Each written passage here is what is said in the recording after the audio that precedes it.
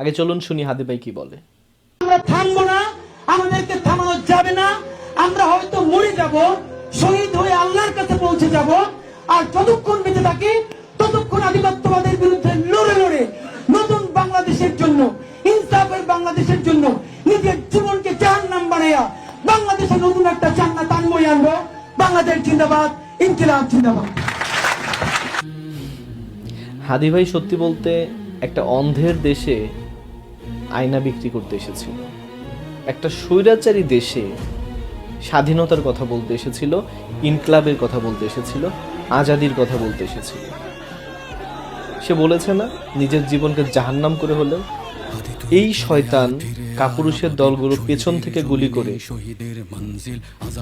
তার জীবনটা সত্যি শেষ করে দিল।